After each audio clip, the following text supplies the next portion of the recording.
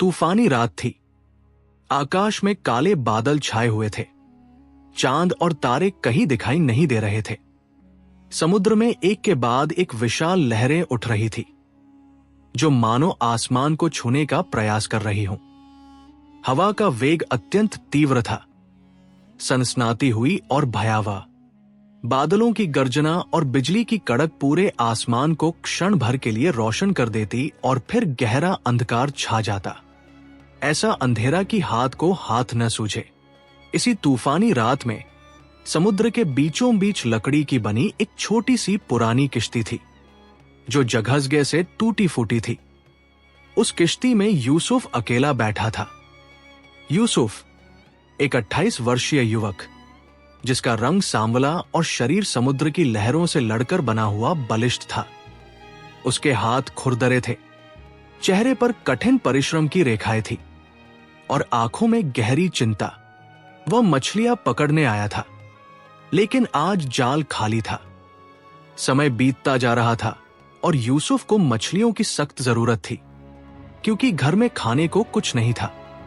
उसकी मां बीवी फातिमा पिछले कई सप्ताह से बीमार थी।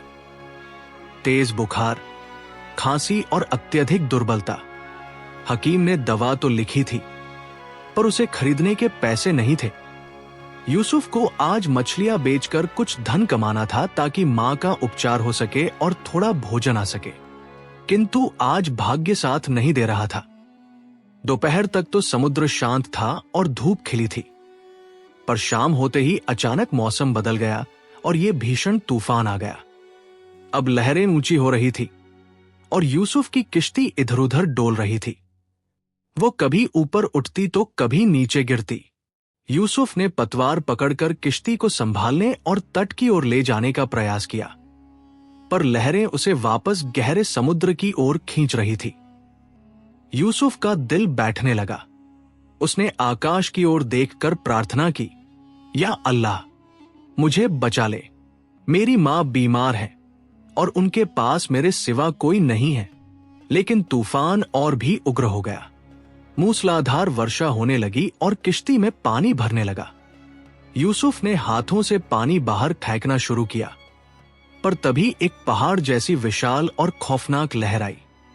यूसुफ की आंखें फटी रह गई। उस लहर ने किश्ती को जोरदार टक्कर मारी और उसे पलट दिया। यूसुफ ठंडे और खारे पानी में गिर गया। उसने अपनी सांस रोकी और ऊपर आने के लिए हाथ पांव मारे। जब वह सतह पर आया तो उसने देखा कि उसकी किश्ती उलटकर दूर जा चुकी थी। उसने तट की ओर तैरना शुरू किया। लहरें उसे बार बार नीचे और पीछे खींच रही थी। उसका शरीर थकने लगा, भुजाएं दुखने लगी और सांस फूलने लगी। परंतु उसने हार नहीं मानी। नहीं, उसने स्वयं से कहा, मैं नहीं हारूंगा। मां मेरा प्रतीक्षा कर रही है। वो निरंतर तैरता रहा, एक हाथ फिर दूसरा हाथ। समय का पता नहीं चला, पर घंटों के संघर्ष के बाद अंततः उसे दूर तट की रेखा दिखाई दी। उसके मन में आशा जागी, अल्हम्दुलिल्लाह, किनारा। उसने अपनी अंतिम शक्ति लगा दी और जैसे ही उसके पैरों ने रेत को छुआ, वो लड़खड़ाते हुए आगे बढ़ा और फिर तट पर बेसुध होकर गिर गया। थकाहारा, शरीर टूटा हुआ, पर वह जीवित था। रात बीत गई, तूफान शांत हुआ, वर्षा रुकी और सुबह की सुनहरी किरणें बिखरने लगी। समुद्र अब ऐसा शांत था जैसे कुछ हुआ ही न हो। यूसुफ की आंखें धीरे से खुली। उसने देखा कि वह तट पर रेत में पड़ा है। कपड़े गीले थे और शरीर में पीड़ा थी, पर वह जीवित था। अल्हम्दुलिल्लाह, उसने धीमी आवाज में ईश्वर का धन्यवाद किया। वो बड़ी कठिनाई से खड़ा हुआ। गीले कपड़ों से पानी टपक रहा था। उसने सोचा, मां को चिंता हो रही होगी, मुझे शीघ्र घर पहुंचना चाहिए। वह चलने ही वाला था कि तभी उसे रेत में कुछ चमकता हुआ दिखाई दिया। थोड़ा निकट जाकर देखा तो वहां एक सुंदर छोटा संदूक था, जो आधा रेत में धंसा हुआ था। वह सोने का बना था और हीरों मोतियों से जड़ा हुआ था। यूसुफ दंग रह गया। ये कहां से आया? शायद तूफान में समुद्र ने इसे बाहर फेंक दिया हो। उसने संदूक उठाया और उसे खोला। जो अंदर था उसे देखकर यूसुफ की सांसें थम गई। वहां एक विशाल मोती था, चांद की तरह सफेद और दैवीय रूप से चमकता हुआ। यूसुफ ने ऐसा दुर्लभ मोती कभी नहीं देखा था। सुभान अल्लाह, उसने कहा, यह तो अत्यंत बहुमूल्य है। यदि मैं इसे बेच दूं तो मां का इलाज हो जाएगा, नया घर बन जाएगा और पूरी उम्र के लिए सुख सुविधा मिल जाएगी। परंतु तभी उसके अंतर्मन से एक आवाज आई, ये तुम्हारा नहीं है। यूसुफ रुक गया। वह सोचने लगा, हाँ, ये मेरा नहीं है, किसी ने इसे खोया होगा। शायद किसी को इसकी बहुत आवश्यकता हो। नहीं, मैं चोरी नहीं करूंगा। मुझे इसके स्वामी को खोजकर इसे लौटाना होगा। यूसुफ ने संदूक बंद किया और उसे उठा लिया। फिर वो शहर की ओर चल पड़ा। एक निर्धन मछुआरा जिसके घर में अन्न नहीं था। मां रुग्ण, बीमार थी, पर हृदय में अटूट ईमानदारी थी। उसे आभास नहीं था कि उसका ये एक छोटा सा निर्णय उसकी पूरी जीवन गाथा बदलने वाला है। यूसुफ उस संदूक को शहर ले गया। उसने बाजार में जोर जोर से आवाज लगाई, क्या किसी का सोने का संदूक खो गया है? लोग उसे देखकर हंसने लगे। ये पागल हो गया है, भला सोने का संदूक कौन खोता है? लेकिन यूसुफ ने हार नहीं मानी और पूरे शहर में घोषणा करता रहा। अंततः यह समाचार शाही महल तक पहुंचा। मंत्री कामरान को पता चला, ये तो वही शाही संदूक है जो एक सप्ताह पूर्व तूफान में समुद्र में गिर गया था। इसके भीतर राजकुमारी मरियम का बहुमूल्य मोती है। मंत्री ने यूसुफ को महल बुलवाया। यूसुफ घबरा गया। राजा ने मुझे क्यों बुलाया? क्या मुझसे कोई भूल हो गई? पर वह गया। उसने पहली बार शाही महल देखा। विशाल स्वर्ण द्वार, कीमती कालीन, शानदार पर्दे और छतों से लटकते झाड़फानूस। दरबार में राजा जलालुद्दीन अपने सिंहासन पर विराजमान थे और समीप ही राजकुमारी मरियम बैठी थी। 22 वर्षीय, अत्यंत रूपवती और सौम्य। यूसुफ ने झुककर अभिवादन किया। राजा ने पूछा, क्या वह संदूक तुम्हारे पास है? यूसुफ ने संदूक प्रस्तुत किया और कहा, जी महाराज, ये मुझे तट पर मिला था। मैंने सोचा इसके स्वामी को लौटा दूं। राजा चकित रह गए। तुमने इसे बेचा नहीं?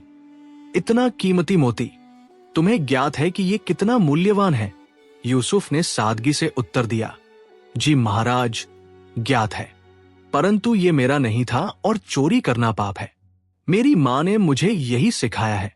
राजकुमारी मरियम, जो चुपचाप सुन रही थी, मुस्कुरा दी। राजा बहुत प्रभावित हुए।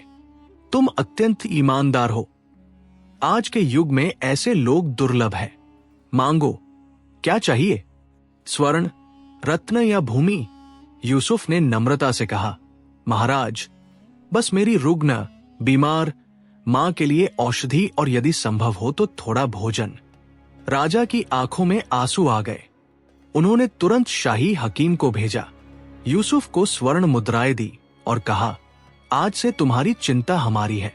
कुछ दिनों में यूसुफ की मां, बीवी फातिमा, पूर्णतः स्वस्थ हो गई। शाही हकीम के उपचार और पौष्टिक भोजन से उनके चेहरे पर रौनक लौट आई। उन्होंने यूसुफ से कहा, बेटा, तुमने संदूक लौटाकर बिल्कुल सही किया। ईमानदारी कभी व्यर्थ नहीं जाती। उधर महल में राजकुमारी मरियम यूसुफ के विषय में सोच रही थी। वो कितना नेक है, इतनी निर्धनता में भी ईमानदार। महल में तो सब वैभव देखते हैं, पर यह मछुआरा सच्चा है। उन्होंने अपने पिता से आग्रह किया कि वे यूसुफ को समुद्र की कहानियां सुनाने के लिए बुलाए। राजा ने अनुमति दे दी। अगले कुछ सप्ताहों में यूसुफ कई बार महल के बाग में आया। वो राजकुमारी को समुद्र की विशालता, रंग बिरंगी मछलियों और लहरों के किस्से सुनाता। उसकी सच्चाई और सादगी राजकुमारी को भा गई और उनमें मित्रता हो गई। परंतु महल में सबको यह पसंद नहीं था, विशेषकर मंत्री कामरान को। वह चतुर और सत्ता का लोभी था। वह सोचने लगा, ये निर्धन मछुआरा राजा और राजकुमारी का प्रिय बनता जा रहा है। यदि यह चलता रहा तो राजा इसे कोई बड़ा पद दे देंगे। मुझे इसे नष्ट करना होगा। तभी पड़ोसी राज्य के अहंकारी राजकुमार सलीम का विवाह प्रस्ताव आया। राजकुमारी ने उसे अस्वीकार कर दिया। अपमानित सलीम ने प्रतिशोध की ठानी। मंत्री कामरान ने अवसर पाकर सलीम को गुप्त संदेश भेजा, मैं राजकुमारी को तुम्हें दिला सकता हूं। बदले में मुझे अपना वजीर आजम, प्रधानमंत्री बना लेना। योजना के अनुसार कामरान ने झूठे गवाह तैयार किए और यूसुफ पर राजकोष से स्वर्ण मुद्राएं चुराने का आरोप लगाया। राजा दुविधा में थे। यूसुफ पर वह तो ईमानदार है, पर मंत्री ने झूठे प्रमाण प्रस्तुत कर दिए। सैनिकों ने यूसुफ को बंदी बना लिया। यूसुफ चिल्लाता रहा, यह झूठ है, मैंने कुछ नहीं किया। पर किसी ने उसकी नहीं सुनी और उसे कालकोठरी में डाल दिया गया। राजकुमारी मरियम बहुत रोई। यूसुफ निर्दोष है, पर राजा को न्याय की मर्यादा रखनी थी। मंत्री कामरान प्रसन्न था। षड्यंत्र का प्रथम भाग सफल हो चुका था। अब दूसरा भाग शेष था, राजकुमारी का अपहरण। उसी रात जब यूसुफ कालकोठरी के गहरे अंधकार में अकेला और चिंतित बैठा था, राजमहल में कुछ अत्यंत भयानक घटित होने वाला था। आधी रात का समय था। महल के पहरेदार अपने स्थानों पर खड़े तो थे, पर वे गहरी निद्रा में थे। अचानक कुछ नकाबपोश व्यक्ति दीवार लांघकर भीतर आए। वे अत्यंत शांति और तीव्रता से शहजादी मरियम के कक्ष की ओर बढ़े। उन्होंने द्वार तोड़ा। शहजादी की आंखें खुली और वह चिल्लाई, कौन हो तुम लोग? परंतु उन्होंने उनके मुख पर कपड़ा बांध दिया, उन्हें उठाया और महल से बाहर निकल गए। दाई ने यह सब देख लिया और शोर मचाया, चोर, चोर, शहजादी को ले जा रहे हैं। महल में हड़कंप मच गया। सैनिक दौड़े, पर तब तक बहुत देर हो चुकी थी। शहजादा सलीम के सैनिक शहजादी को घोड़े पर बिठाकर ओझल हो चुके थे। प्रातःकाल होते ही राजा जलालुद्दीन पूरी तरह टूट गए। मेरी बेटी, मेरी इकलौती संतान, उनकी आंखों से अश्रुओं की धारा बह निकली। वे उसे कहां ले गए? सेनापति फरहाद ने सांत्वना दी, महाराज, हम तुरंत खोज आरंभ करेंगे, मैं पूरी सेना भेजता हूं। पर राजा जानते थे कि शहजादी को बहुत दूर ले जाया गया होगा। उधर मंत्री कामरान मन ही मन हर्षित था, पर चेहरे पर शोक का ढोंग कर रहा था। तभी राजा को यूसुफ का स्मरण हुआ। यूसुफ, उसे तुरंत मुक्त करो। उन्होंने आज्ञा दी। यूसुफ को दरबार में लाया गया। राजा ने उसके समक्ष अपना सिर झुकाया और कहा, मुझे क्षमा करना यूसुफ। मंत्री ने असत्य कहा था, तुम निर्दोष थे, मुझसे बड़ी भूल हुई। यूसुफ ने विनम्रता से कहा, कोई बात नहीं महाराज। पर हुआ क्या है? राजा का गला भर आया, मेरी बेटी शहजादी मरियम का अपहरण हो गया है। यूसुफ का हृदय बैठ गया। शहजादी, राजा ने बताया, रात में कुछ लोग आए और उसे ले गए। हमें नहीं ज्ञात कि वे कहां हैं। यूसुफ ने एक क्षण सोचा और फिर दृढ़ता से कहा, मैं उन्हें ढूंढ कर लाऊंगा। राजा चकित रह गए। तुम? यूसुफ ने सिर हिलाया, जी महाराज। शहजादी ने मेरी मां की रक्षा की थी जब वे रुग्ण थी। आपने हकीम भेजा, औषधि दी। अब ऋण चुकाने की मेरी बारी है। राजा ने चिंता जताई, पर तुम एक मछुआरे हो। वे क्रूर लोग हैं, उनके पास अस्त्र शस्त्र है, सेना है। यूसुफ ने सादगी से उत्तर दिया, महाराज, ईश्वर मेरे साथ है, और जब संकल्प नेक हो तो मार्ग स्वयं निकल आते हैं। राजा ने भावुक होकर यूसुफ को गले लगा लिया। जाओ बेटा, ईश्वर तुम्हारी रक्षा करे। यूसुफ ने तुरंत प्रस्थान किया। सबसे पहले उसे यह पता लगाना था कि शहजादी कहाँ है। उसे तट के निकट रहने वाले सिद्ध सूफी संत शेख अहमद का विचार आया। वो उनकी कुटिया की ओर दौड़ा। 70 वर्षीय शेख अहमद ने द्वार खोला और मुस्कुराकर बोले, आ गए यूसुफ, मैं तुम्हारी ही प्रतीक्षा कर रहा था। यूसुफ चकित हुआ, आपको ज्ञात था? शेख बोले, ईश्वर ने संकेत दे दिया था। तुम शहजादी को खोजने जा रहे हो ना? यूसुफ ने सहमति में सिर हिलाया। शेख ने बताया, उसे शहजादा सलीम ले गया है। उसने मंत्री कामरान के साथ मिलकर षड्यंत्र रचा था। जंगल के पार ऊंचे पहाड़ों पर एक प्राचीन किला है। शहजादी को वही बंदी बनाकर रखा गया है।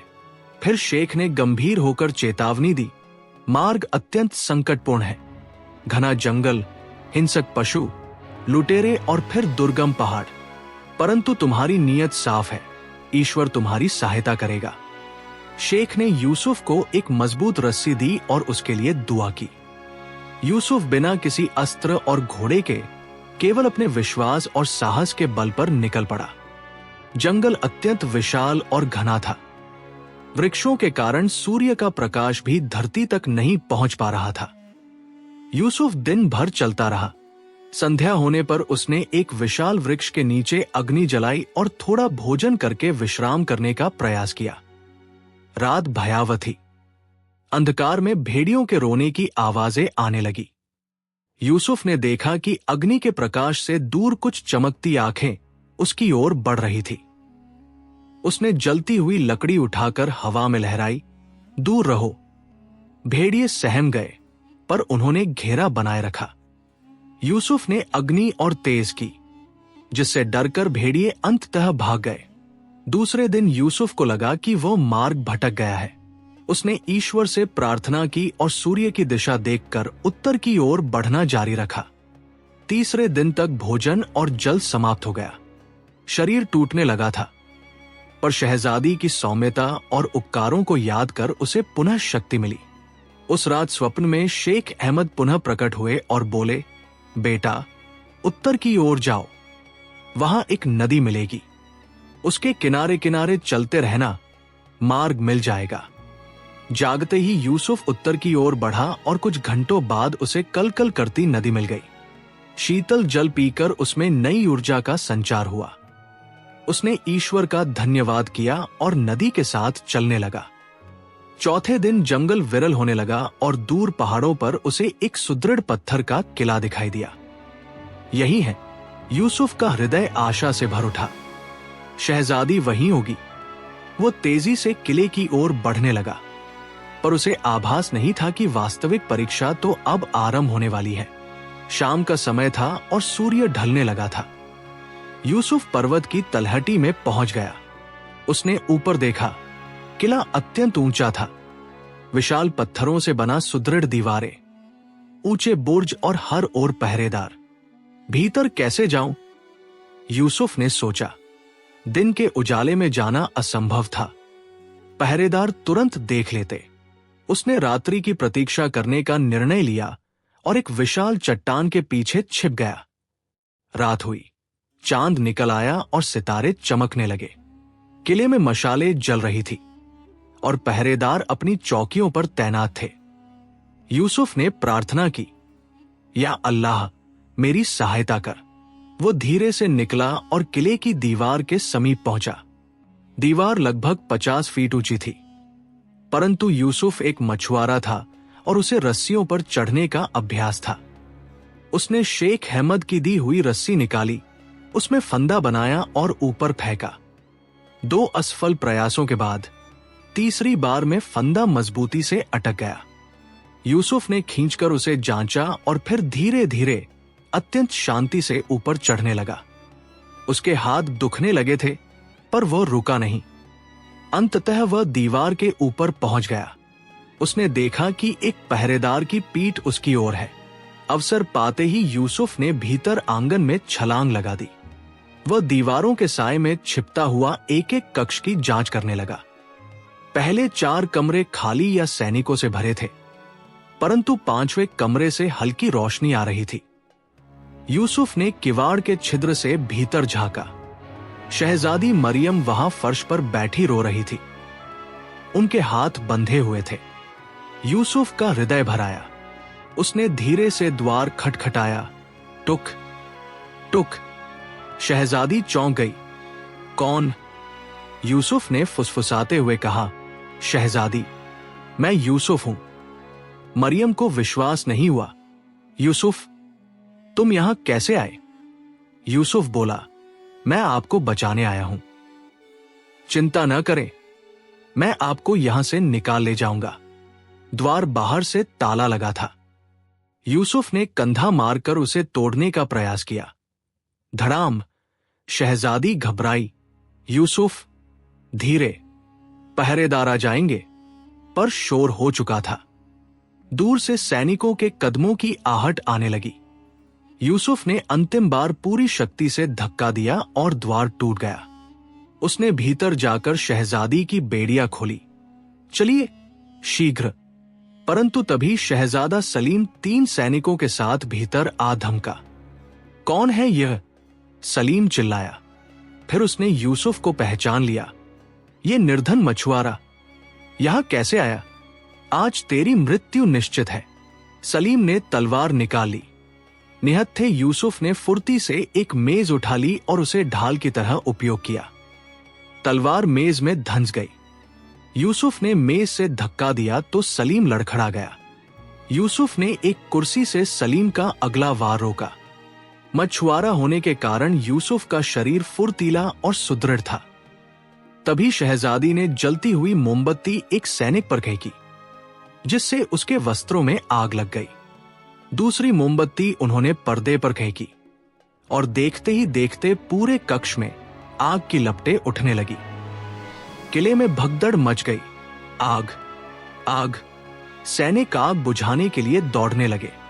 अवसर पाते ही यूसुफ ने शहजादी का हाथ पकड़ा और वे आंगन की ओर भागे। इधर यूसुफ उन्हें उसी दीवार की ओर ले गया जहां रस्सी लटकी थी। शहजादी ऊंचाई देखकर डर गई। मैं नहीं कर सकती। यूसुफ ने साहस बंधाया। मैं हूं ना। इसे मजबूती से पकड़े। दोनों रस्सी के सहारे नीचे उतरने लगे। तभी सलीम बाहर आया और उसने उन्हें देख लिया। उसने धनुष पर बाण चढ़ाया और निशाना साध कर चला दिया। स्यूं। तीर यूसुफ के बाएं कंधे में जा धंसा। आह! यूसुफ चीखा। पीड़ा असह्य थी, पर उसने रस्सी नहीं छोड़ी। शहजादी ने घबराकर पूछा, यूसुफ, क्या तुम ठीक हो? यूसुफ ने दांत पीस कर कहा, हाँ, चलिए। वे किसी तरह भूमि पर पहुंचे। यूसुफ का कंधा रक्त से भीग चुका था, पर उसने हार नहीं मानी। भागिए। दोनों पर्वत की ढलान पर जंगल की ओर दौड़ने लगे। ऊपर किले से सलीम ने दहाड़कर सैनिकों को आदेश दिया, पकड़ो उन्हें, जीवित या मृत, वापस लाओ। 10 सैनिक घोड़ों पर सवार होकर उनका पीछा करने निकले। घोड़ों की टापों की आवाज समीप आती जा रही थी। धक धक धक। यूसुफ का रक्त निरंतर बह रहा था और दर्द बढ़ता जा रहा था, पर उसने शहजादी का हाथ कसकर पकड़े रखा। वे घने जंगल में छिपने के लिए भागे। मशाले लिए सैनिक समीप आ रहे थे। यूसुफ ने मन में सोचा, अब क्या होगा? हम कैसे बचेंगे? परंतु उसे ईश्वर पर पूर्ण विश्वास था। वे अंधकार और संकट के बीच निरंतर चलते रहे, केवल एक आशा के सहारे। जंगल के अंधकार में यूसुफ और शहजादी मरियम निरंतर भाग रहे थे। उनकी सांसें खुल रही थी और कदम लड़खड़ा रहे थे, पर वे रुके नहीं। पीछे से सलीम के सैनिकों के घोड़ों की टापें धक धक धक समीप आती जा रही थी। यूसुफ का कंधा बुरी तरह दुख रहा था। तीर अब भी धंसा हुआ था और रक्त से उसके वस्त्र लाल हो चुके थे। बस थोड़ा और, हम बच जाएंगे। यूसुफ ने साहस बंधाया। मरियम रोते हुए बोली, यूसुफ, तुम घायल हो, रुक जाओ, थोड़ा विश्राम कर लो। पर यूसुफ ने दृढ़ता से कहा, नहीं, पहले आपको सुरक्षित स्थान पर पहुंचाना है। तभी उन्हें नदी के बहने की ध्वनि सुनाई दी। यूसुफ को वही नदी स्मरण हो आई जिसके किनारे वह आया था। तट पर कुछ सूखी लकड़ियां पड़ी थी। यूसुफ के मन में विचार आया, किश्ती, मैं किश्ती बनाता हूं। उसने शेख अहमद की दी हुई रस्सी निकाली और 3 बड़ी लकड़ियों को आपस में मजबूती से बांधने लगा। घायल होने के बाद भी उसने हार नहीं मानी और कुछ ही मिनटों में एक साधारण पर सुदृढ़ किश्ती तैयार कर ली। जैसे ही वे किश्ती लेकर जल में उतरे, शहजादा सलीम अपने सैनिकों के साथ तट पर आ पहुंचा। रुको, वापस आ जाओ, सलीम दहाड़ा। जब यूसुफ ने अनसुना कर दिया तो सलीम ने क्रोध में तीर चलाया। पहला तीर जल में गिरा, दूसरा समीप से निकला, तीसरा किश्ती की लकड़ी में धंसा, पर चौथा तीर यूसुफ के दाहिने कंधे में जा लगा। आह! यूसुफ चीखा। अब उसके दोनों कंधे घायल थे, पर उसने पतवार नहीं छोड़ी। मैं आपको कुछ नहीं होने दूंगा, उसने मरियम से कहा। मैंने वचन दिया है। जब किश्ती बीच नदी में पहुंची तो सलीम के तीर पहुंच से बाहर हो गए। यूसुफ की शक्ति समाप्त हो रही थी। अधिक रक्त बहने के कारण उसकी आंखों के आगे अंधेरा छाने लगा। शहजादी ने तुरंत पतवार थाम ली और बोली, अब मैं चलाती हूं, तुम विश्राम करो। तभी दूर से घोड़ों की टापों की एक और गूंज सुनाई दी। ये शाही सेना थी। सेनापति फरहाद और स्वयं राजा जलालुद्दीन सैकड़ों सैनिकों के साथ वहां पहुंच चुके थे। शहजादी हर्ष से चिल्लाई, पिताजी, हम यहां हैं। शाही सेना ने सलीम और उसके सैनिकों को घेर लिया। सलीम ने भागने का प्रयास किया, पर फरहाद ने उसे बंदी बना लिया। किश्ती तट पर पहुंची तो राजा ने दौड़कर अपनी पुत्री को गले लगा लिया। पिताजी, यूसुफ ने मुझे बचाया है, पर वो बहुत घायल है। मरियम रो पड़ी। यूसुफ बेसुध पड़ा था। उसके दोनों कंधों में तीर थे। राजा ने तत्काल हकीमों को उसके उपचार की आज्ञा दी। कुछ समय पश्चात जब यूसुफ की आंखें खुली तो राजा उसके सम्मुख खड़े थे। यूसुफ ने क्षीण स्वर में पूछा, क्या शहजादी सुरक्षित हैं? राजा ने भावुक होकर उसे गले लगाया। हाँ बेटा, तुमने अपनी जान की परवाह किए बिना मेरी बेटी को बचाया है। मांगो, क्या चाहिए? यूसुफ ने सादगी से कहा, महाराज, बस ईश्वर का धन्यवाद है कि शहजादी सुरक्षित है। मुझे और कुछ नहीं चाहिए। एक सुखद अंत। कुछ दिनों बाद जब यूसुफ के घाव भर गए तो शहजादी मरियम ने अपने पिता से अपने मन की बात कही। राजा मुस्कुराए और बोले, यूसुफ निर्धन अवश्य है, पर वह नेक, ईमानदार और वीर है। उसने तुम्हारी रक्षा की है और वो तुमसे सच्चा प्रेम करता है। ये ईश्वर की ही इच्छा है। पूरी सल्तनत में भव्य उत्सव मनाया गया। यूसुफ, जो कभी एक निर्धन मछुआरा था, अब शहजादा बन गया। उसने राजसी वस्त्र पहने, पर उसके हृदय में वही सादगी रही। विवाह की रात यूसुफ ने मरियम से कहा, मुझे विश्वास नहीं हो रहा कि ये सब सत्य है। मरियम मुस्कुराई। ये ईश्वर की कृपा और तुम्हारी ईमानदारी का फल है। यूसुफ ने कभी अपनी जड़ों को नहीं भुलाया। वो प्राय तट पर जाता, मछुआरों की सहायता करता और उनके बच्चों के लिए शिक्षा का प्रबंध करता। उसकी मां, बीवी फातिमा, भी महल में आ गई और अत्यंत सुखी थी। वर्षों बाद राजा जलालुद्दीन ने यूसुफ को अपना उत्तराधिकारी बनाया। यूसुफ एक अत्यंत न्यायप्रिय और दयालु राजा सिद्ध हुआ। उसने गरीबों के लिए विद्यालय, चिकित्सालय और नई बस्तियां बनवाई। लोग उसकी कहानी सुनाते। एक निर्धन मछुआरा था जिसने समुद्र से मिला मोती लौटा दिया क्योंकि वह ईमानदार था। ईश्वर ने उसे उससे भी बड़ा मोती दिया, शहजादी का प्रेम और एक विशाल साम्राज्य। वृद्धावस्था में जब यूसुफ और मरियम महल के बाग में बैठे थे, यूसुफ ने आकाश की ओर देखकर कहा, अल्हम्दुलिल्लाह, ईश्वर का धन्यवाद हर चीज के लिए।